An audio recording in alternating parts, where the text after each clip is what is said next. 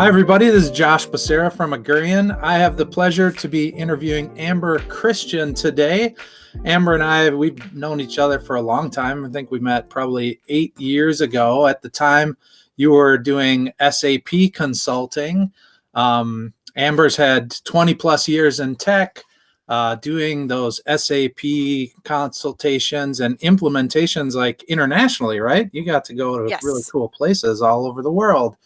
But now you've moved in a different direction. You are a founder of a software as a service company called Wonderly Software, and your first product is it's a meetings as a process software, helping people create unmissable meetings. I love that, and it's called Bella Scena.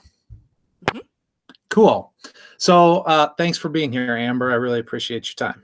Yes, thank you so much for having me. Looking forward to talking about all kinds of fun, like where we met, which is a fun story. I even remember all the details, All right. as well as what I've been up to. Well, let's start there. What do you remember about those details? Because I probably made a fool of myself. No, you're right. It was about 8 years ago, I think. Yeah. It was at LeadPage's unveiling of their new headquarters. That's right. Which was a massive mob of people like down the street to get into it, where they did a fireside chat with Seth Levine and Clay Collins, yeah. And I remember eating tacos. And I remember we had scored one of the few little tables that was available. It was myself and my husband, and we were talking with you, and we were talking about both of your startups, because we were also talking about the toilet startup as well. Yes. The other thing that you do, and I'm like, oh, it's so interesting. I got crazy stuff going on, right? So yes, you do. That startup of mine has since kind of gone into the background and fully dedicated to the digital marketing scene these days. And you have experienced changes too since then. But why don't we start out with kind of this experience doing SAP consulting and implementations? I want to hear about like some of the coolest places you got to visit when you were doing that. So I spent many years in the SAP world, and I even still do some part-time consulting, because sometimes people call me up, they're like, pretty please, would you do this project? Sure. Yeah. I know nothing huge hours or anything, but yeah, I still do that as well, because it's kind of like riding a bike. Once you've done some of that stuff, even though it changes some, a lot of the concepts are still the same. And is it all over the board, or is it like Treasury? I remember it's Treasury. What a good memory. Yes, it was Treasury was my niche. I was a payments nerd for many, many years. And so what I would tell people I do is I would work inside of a corporate in their SAP systems with some of the largest banks in the world. So I would be working with folks from Wells Fargo, Citigroup, JP Morgan, US Bank, etc., actually helping make sure that our suppliers could get paid.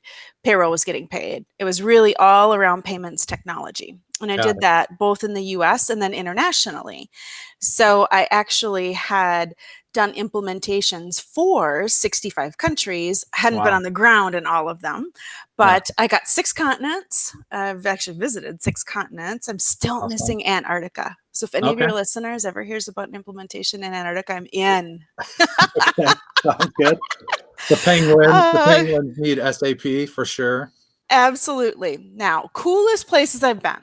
I had the opportunity to go to Milan, Italy for a work trip and spend a couple of weeks there. I was taught the finer points of drinking espresso, as well as, teaching them how SAP finance systems worked.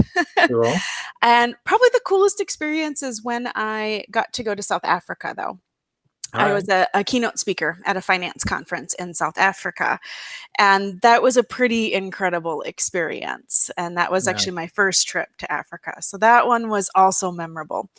I got to go. Did you spend some time outside of the conference then? Oh, you better believe it. Safari and things, yeah.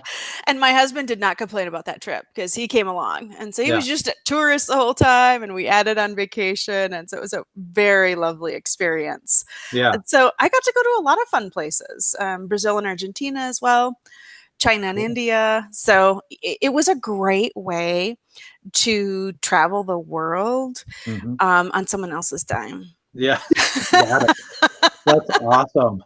So working with all these big kind of banks and institutions, Did you have any kind of general learnings that you took from that about these companies? Like, did you see any like trends or similarities or things that you're like, besides, wow, these people need to know how to do meetings better, of course. I'm sure that was a learning. But what else did you? I think one of the keys for me, I always go back to foundational items. Do you have your foundation in order? And I would do this in a lot of companies. We would really relook at what their foundation is. And sometimes we would re-engineer that.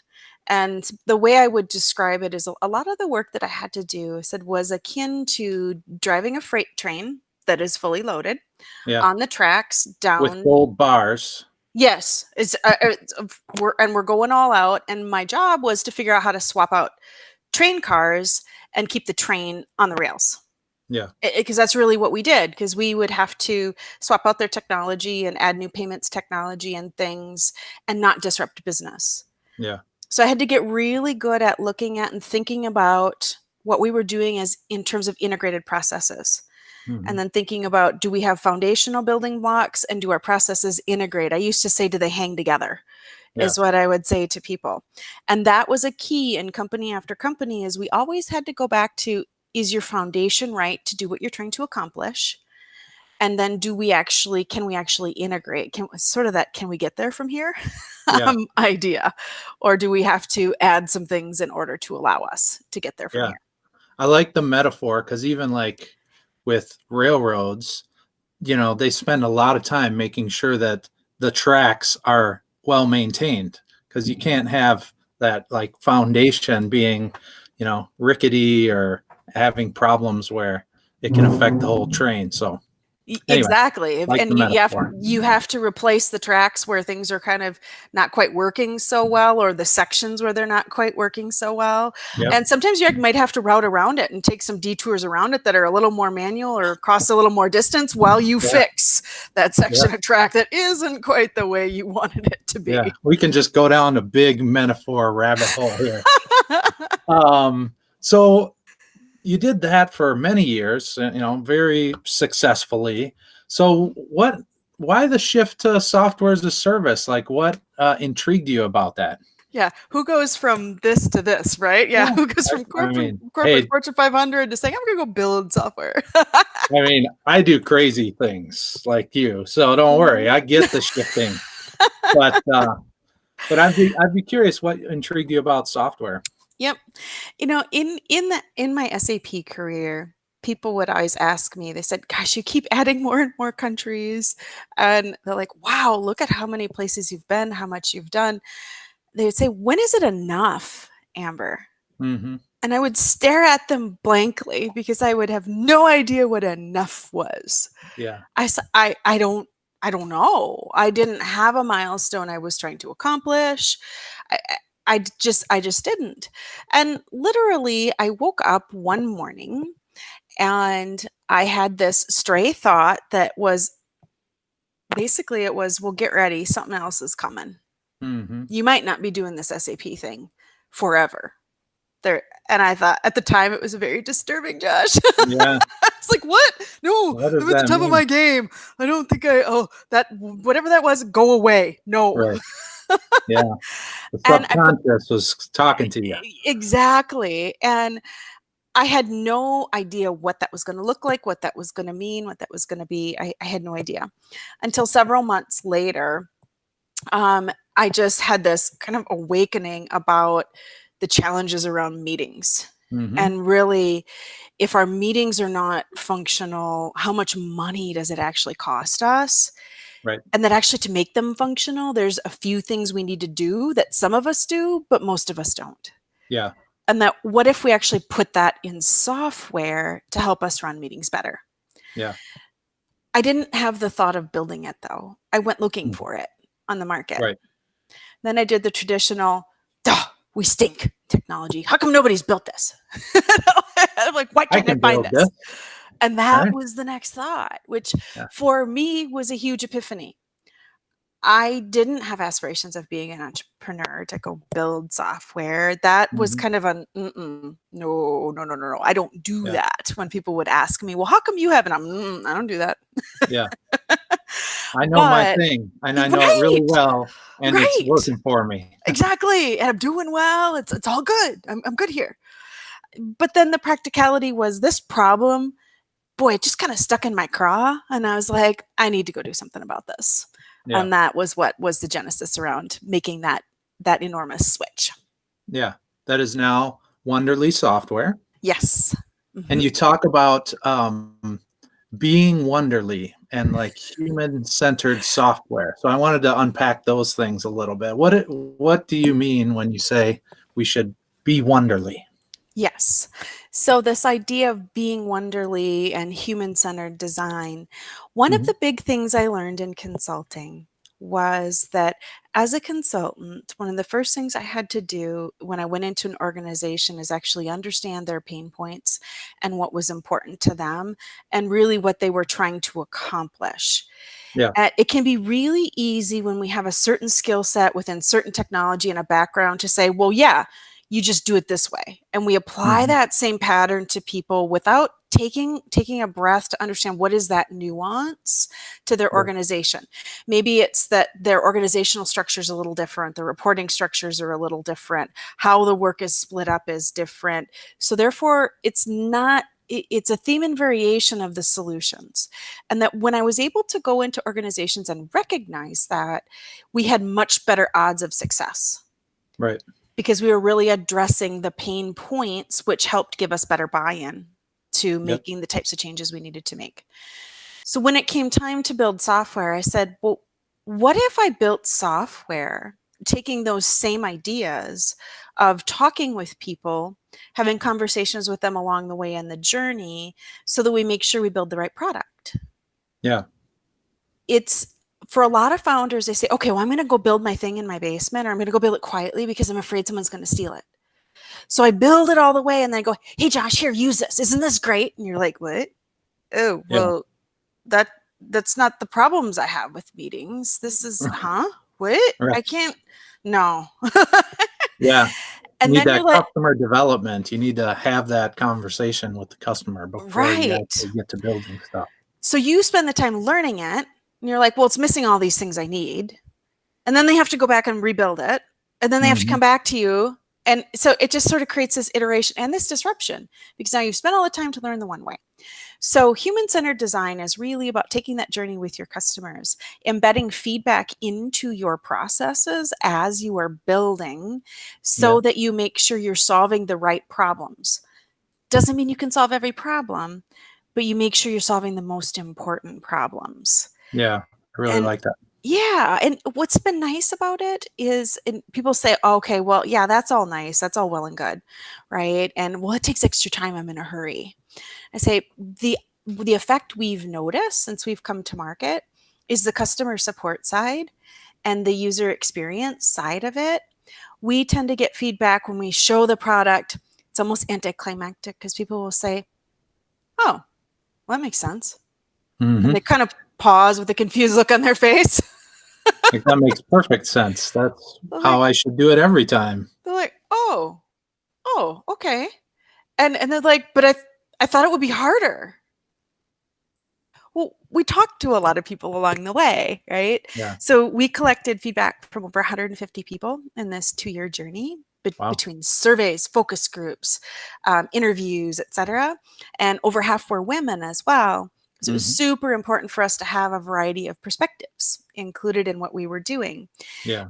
And the other side of it is less support, less questions. People look at it and say, wow, it's pleasant. It makes sense. Right. And so it's kind of weird. The other side would be like, yay, I built a pleasant product. But, hey, if it gets the job done, that's what matters, right? Yeah, for sure. So this concept of unmissable meetings, I think, is also an interesting one. I mean, I know that I can be sitting in a meeting feeling like this isn't going well, or why am I sitting here? What's the objective, right? So I imagine that is what you would characterize as a missable meeting.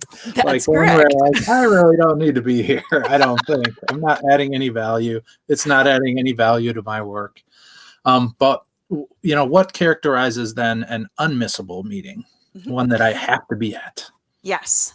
Unmissable meetings have a certain set of things about them. And it isn't even that it's the most fabulous conversation on the planet.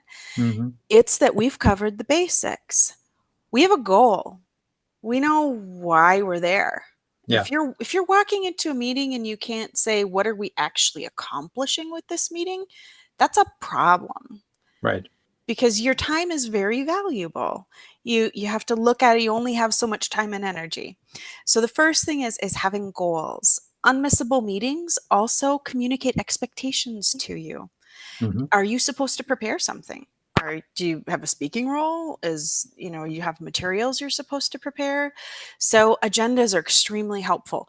Doesn't mean you have to be draconian. They can be very, very simple. And we actually use design to kind of nudge you to create agendas in our product. Nice. And so the second piece is I've got an agenda, so I've managed expectations with people. I've shown the people that are going to be in my meeting respect by actually saying, hey, here's what I'm expecting of you as well. Yeah. The third piece is those meetings you're actually doing what you said you were going to do in the meeting. There isn't sidecar, we're going off the road. You said the meeting was supposed to be one thing and then we do something completely different. That drives people crazy. So what we do is we have this live meeting tracking that has your agenda on it and the items that you're going to follow up with and a heartbeat monitor that helps you stay on time. So those runaways, those wordy folks, they can self-regulate. You don't even have to. You know what the beauty of it is when you go into our live meeting tracking, people self-regulate because they go into Bella and they see the timeline and they naturally just wrap it up when their time is up. So nobody has to be the bad guy. You don't have to say to that wordy guy that just won't be quiet. He sees it the same way you do too. So he's like, okay, let me just wrap it up. We move on. It's like having a person, whenever you're on a panel or speaking, there's that person in the front row who's like 1 minute left, so you just have somebody like that in the meeting with you at all times. Exactly. And you take the pressure off the participants to have to be the bad guy. And then that takes care of a lot of other dynamics and challenges that people experience. And then what also makes a meeting unmissable is having notes with it and who's going to do the follow-ups. Yeah. Actually having that called out. And so those are the main components to what makes a meeting unmissable because you know what's expected up front. It's actually tracked and runs on time and the outcome of it. That makes them unmissable. And that seems so simple, yet not very easy to Exactly.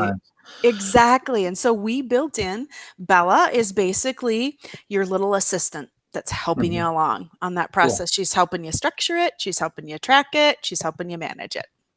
So meetings have changed, if you haven't noticed, in the last couple of months with COVID-19 and social distancing. So how are you seeing meetings shifting in this new context? Is there a better role then for Bella in this new context? Like, how is COVID affecting this? In the long run, COVID will be very helpful for what I'm doing as a business. So what a lot of people did is they took their meetings online, but they didn't really go through a digital transformation of their meetings. Yeah.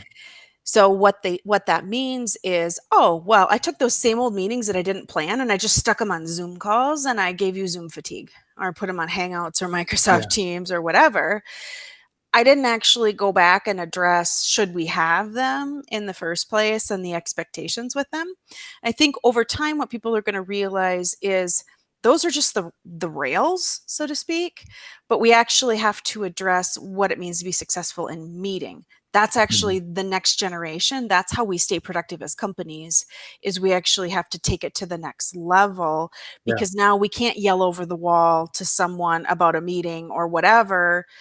Now we actually, because we're all physically separated like that, we have to have better means of managing it. And I think that's the transformation that's still coming for people. Yeah. And I think like the follow-up piece of it gets a lot harder too, because like you said, if we're sitting a cube away from one another, we can kind of say, hey, you were going to take care of doing that, but now I'm sitting in my basement, you are in your home. It's not like we can easily coordinate kind of post meeting about certain things, right? Absolutely. Yep. So how are things going in general with product? Where are you at in your kind of growth and life cycle? So right now, what we actually have figured out in probably the last 4 or 5 months is we're starting to spend more time focusing on the Office 365 market. And we have had an interesting set of companies starting to pop up. We're noticing strong interest from companies. Typically, they're in the Office 365 space using Teams and Outlook, of course. Yep.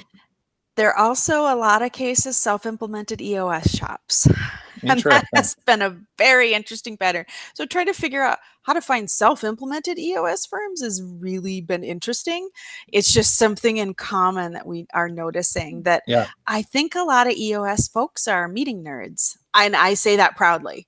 I am a proud meeting nerd. For those watching, the entrepreneurial operating system. I see your traction book. Yeah, right there. We shouldn't be plugging Gino, but we are an EOS company, and it's really been transformational for us. We are not self-implementing, however, and we did try it once, and it didn't work out as well. So get an implementer. Or maybe get Bella to help you. I don't know. Yeah, I think what it is, why we're seeing the interest, is that typically when people adopt any management methodology, in a lot of cases, there's corresponding software with it that has you go all the way. And you're doing all of these different things and tracking all these different things. And what we're learning from some of these folks that are self-implemented or that are trying to put some structure in place without a full-blown structure is that they like the fact that Bella helps them put a certain amount of structure in there without making it so difficult to do that they can't manage it. That it's a gentle way into putting more structure in their organization. And it can apply for multiple methodologies. Sometimes folks in the lean space are also interested in it as well, that are like, how do we strip out waste? That this is also of interest because they're trying to strip waste out of meetings as well. Right. Yeah. Yeah. I've been in a lot of wasted time meetings, that's for sure. So, I really love how you think and your brain, and just the fact that you come out of SAP it's pretty extraordinary. And so you've founded this SaaS company. You've got customers now. A lot of people who watch these types of how I work videos that we're doing here are marketers. So can you tell us a little bit about how you're thinking about lead gen, customer acquisition? Is there, obviously you're starting to identify maybe a trend here with the EOS shops. Like, what is working for you? What have you tried from a marketing perspective? Well, I've tried all kinds of stuff, right? Because we're supposed to run experiments. Everybody keeps telling me we're supposed to run experiments and measure them and learn, right? Yeah, that's right. Yep. So last year we did a series of experiments that is still bearing fruit in an unexpected way. Okay. And it was a marketing experiment that's contributed to something much bigger, interestingly enough. Yeah. So last year I started, people tell me that I'm somewhat expressive. Yeah. And so I had some folks say, you need to do more videos, Amber. And I was like, oh boy, okay. And so I did a series of they were they were productivity quick tips. Okay. And I probably did, 8 or 9 of them. You can go find most of them on YouTube now if you go look for Bella Scena as well, if you want to see them. But I did them to see what were people watching out of the tips and see what I could glean out of them. And I noticed something very interesting. There were a couple of patterns out of the tips that people really liked and really responded to. One of them was when I called it, do you like a do you like it when your manager sets up a quick meeting? I put in air quotes, which freaks everyone out because they think they're getting fired. That had some of my highest engagement. I couldn't really figure out how to take that into anything else. One of my really viewed ones as well, though, was, do you even need a to-do list? I thought, okay, now this surprised me. And, and I was like, that I would be off the rails, like if I didn't have a to-do list. But right. So why are so many people going, do I need one? Interesting. Right. And one of the things that has popped up, and this actually goes back to even some of the software research that we learned, is for folks that are early stage career or just getting started in their career, still in college, the concept of a to-do list is a little different. Some of them are like, why would I need one? Why can't I just keep it all in my head? Yeah. And this actually eventually led to the genesis of some ideas, this and some of our other research. As we started talking about meetings and we started seeing what people were watching, we actually also were asking questions about who teaches you how to run a good meeting. So who taught you, Josh? Who taught you how to run a meeting? Oh, man. First, I would defer to the team to see whether I actually run a good meeting or not. But generally speaking, we follow like that L10 structure out of EOS. Because EOS. And I bet you didn't do that at the beginning of your career. No, not at the beginning of my career. I don't know who actually taught me. I bet the answer is no one. That was a long time ago. Yeah. What we've learned when we start asking a lot of these questions, that's what our marketing efforts have been helping us with, is we're figuring out that in a lot of cases, you weren't really taught a whole lot about meetings. You just kind of start showing up at them when you get your first job, and you kind of figure out what's going on based on what happens in that room. But it doesn't really get explained to you, nor do you really get told how to do it. And at some point, you just have to start doing it. Yeah. And you might move to a different department and you pick up what you like from that other manager. But nobody really explains these mystifying things called meetings. Yeah. And that has actually led to our second revenue stream that's going to be coming in a couple of months. Okay. Online training courses. Interesting. Go back to the beginning and explain meetings, some of these core concepts for folks that might not have a background where they're used to that, or where we kind of might want to say, oh, maybe we should be thinking about setting up different types of meetings in different ways. So that is actually where marketing has been super helpful, is all the experiments we've been running on content and seeing what's getting engagement and seeing what we're hearing, what feedback we got, allowed us from a product's perspective to start drawing some conclusions about things we needed to add, so that it's not going to be purely a software play. There's also going to be a training play that's about skills, not our product. Yeah.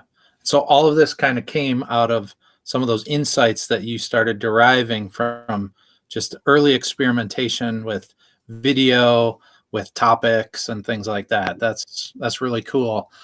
There was like an analogy running through my head while you were talking about, like, nobody teaches you how to do meetings, and that's like parenting. Nobody teaches you how to be a parent, right? And a lot of times you rely on how you were brought up, right? Or in the case of meetings, like the meetings that you've participated in, then that's your kind of only frame for how meetings need to be run. And so you're just like, hey, I had a cool boss at that other job. I'm going to run the meetings that like that person did. And it's not always like best practice. Right. Yeah. Or we set people up for failure. You know, we hire someone in and we just go, here, go do this thing, but we don't really tell them what that thing is. And it's very definitional, and it's only been in the last month or so that we've really been honing in on it. What we're going to start talking about, you'll hear us talking about invisible expectations that we have for people. Like, we hire them into our organization and they show up at that meeting and you're like, where's the agenda? And they're like, what? I was supposed to have an agenda? Well, did anyone tell them? Right. They're like, oh, and so now you've made the person feel bad, and there's all the other things that go along with that. Yeah. And so saying, well, what if we could just do some basic trainings that just became part of, you know what, my intern program, my new hire program, just kind of run through these basics, because who knows what people do and don't know based on their background and experiences, and say, all right, let's level the playing field a little bit. Let's remove some of these invisible expectations from people. Be kind here. And then we can kind of get them started off on the right foot. Yeah, I think that's great, because running your first meeting is always a little bit, nerve-wracking, to say the least. Absolutely. It was a long time ago for me. I don't get nervous very much about running meetings anymore, but I do kind of remember some meetings where I've had to, be the person who's really keeping everything together, and it can get a little bit nerve-wracking. So absolutely. Cool. Well, founder of a SaaS company, one of the things that I would be remiss if I didn't ask you about, because you're a female founder, and PitchBook tracks the amount of capital raised by female founders. In 2019, it was less than 3% of the total capital. So I'm just curious about what your experience has been as a female founder. I don't know if you've raised money, if you're self-funding your project, but just in general, how's your experience been as a female founder? So when I originally came up with the idea for building Bella, I was actually on some long-term SAP contracts, and so that ones that I knew were going like a couple of years. Yeah. And so what I did is I took the revenue from my consulting business and used it to pay for the developers and the branding and pricing research and everything I would need. Because anyone will tell you SaaS software is kind of a black hole of money. But anyway. Yeah. Can be, that's for sure. It really can be. It really can be. What I knew in all reality is, not just because I was female, but I noticed that the market, because I'm also an angel investor, I knew that the market had really changed in the last number of years, because it had moved away from, probably 7-8 years ago, you could raise money on a concept deck. Yeah. That's a lot harder now. Right. And people typically, and especially here, expect you to be further along. Right. And especially in the software space, like you get some kind of MVP, get something out there to prove this is actually viable. So I knew that walking right out with an idea, that was unfundable.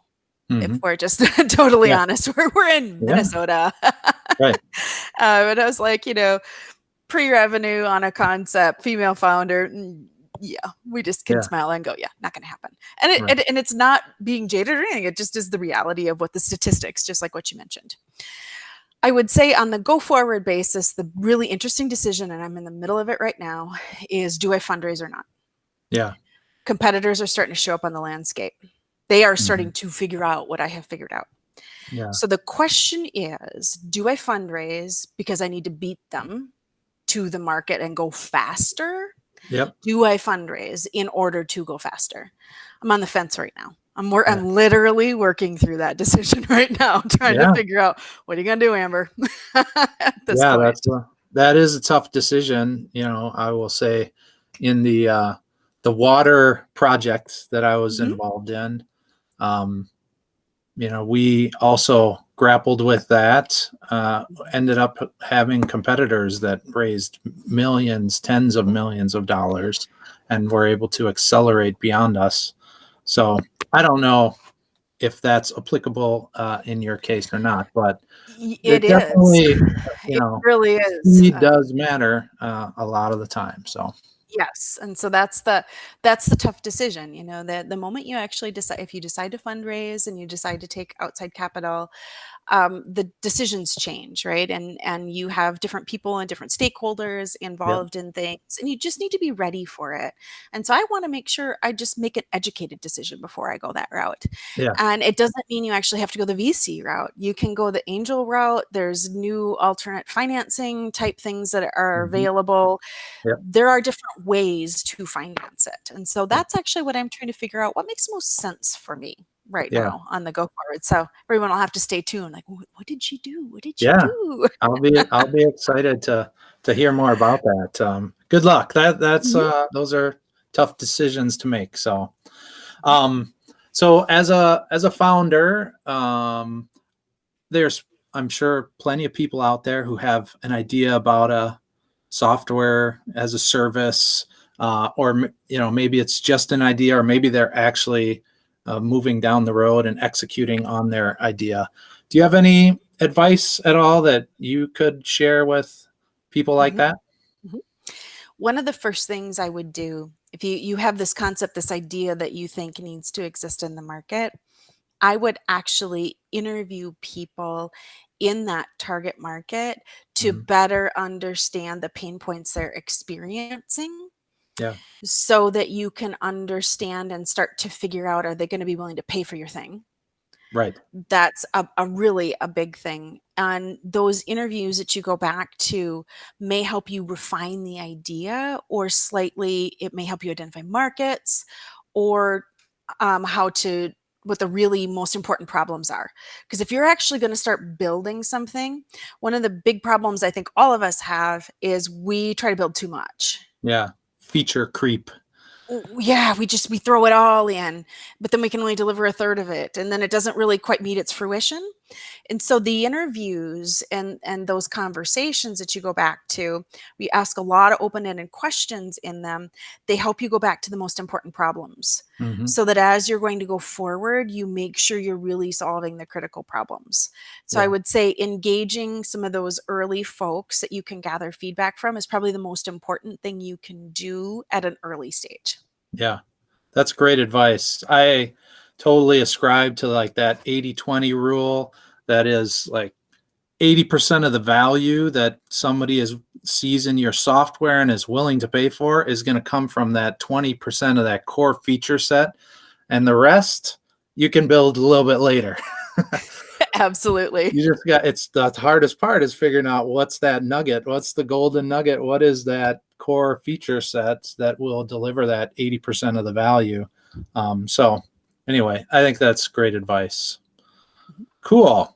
Well, this has been really fun. I always love talking with you, and we could probably go on for hours, but I'm really excited for what you're doing, moving in as a founder in the software as a service space. We'll definitely continue to track your progress and see what you do with some of these decisions on your horizon. So I really appreciate the time. Thank you so much for having me. Yeah, this has been a lot of fun. Thanks, Amber.